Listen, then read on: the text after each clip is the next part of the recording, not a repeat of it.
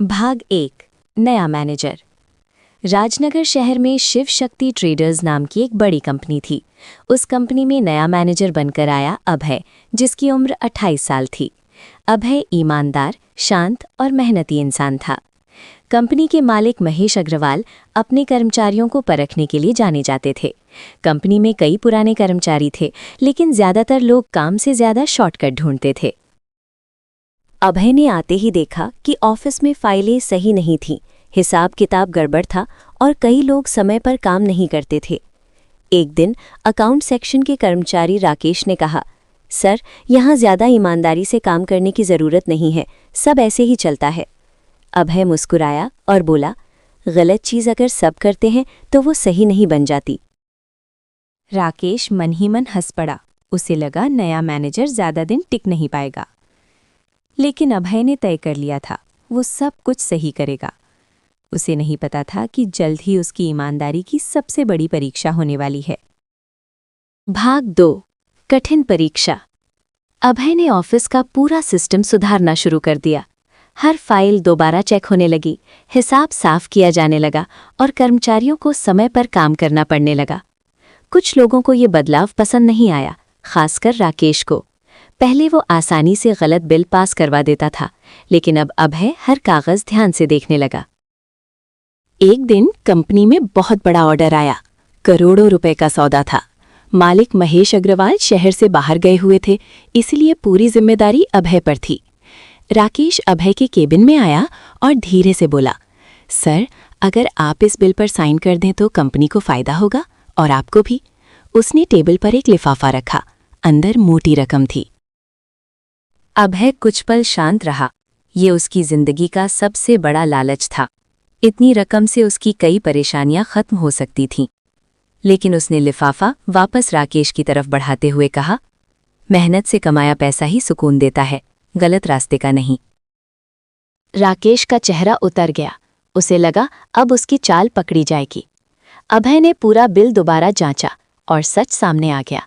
Bill नकली था। अब फैसला करना आसान नहीं था, क्योंकि इससे कंपनी के कई पुराने कर्मचारियों की सच्चाई सामने आने वाली थी। भाग 3 सच का सामना। अभय ने पूरी रात ऑफिस में बैठकर सभी फाइलें जांची। धीरे धीरे उसे समझ आ गया कि नकली बिल का मामला छोटा नहीं था। कई महीनों से कंपनी को नुकसान पहुंचाया जा रहा था। अगले दिन उसने सभी कर्मचारियों की मीटिंग बुलाई। कमरे में सन्नाटा था। सबको लग रहा था कि कुछ बड़ा होने वाला है। अभय ने शांत आवाज में कहा, कंपनी परिवार की तरह होती है, लेकिन जब परिवार का ही कोई सदस्य धोखा दे तो सबसे ज्यादा नुकसान विश्वास का होता है। उसने स्क्रीन पर सारे सबूत दिखा दिए, नकली बिल, गलत साइन और पैसों का हिसाब। राकेश और उसके 2 साथी घबरा गए। अब सच छिपाना नामुमकिन था। उसी समय ऑफिस का दरवाज़ा खुला और मालिक महेश अग्रवाल अंदर आए। वे बिना बताए वापस लौट आए थे। उन्होंने सब कुछ सुन लिया था। महेश जी ने अभय की तरफ देखकर कहा, मैं देखना चाहता था कि नया मैनेजर मुश्किल समय में क्या फैसला लेता है, और आज तुमने साबित कर दिया कि ईमानदारी अभी भी जिंदा है। राकेश और उसके साथियों को नौकरी से निकाल दिया गया। सभी कर्मचारियों को लगा कि अब कंपनी सच में बदलने वाली है। लेकिन अभय के लिए एक और सरप्राइज बाकी था। भाग 4 सच्ची जीत। मीटिंग खत्म होने के बाद महेश अग्रवाल ने अभय को अपने केबिन में बुलाया।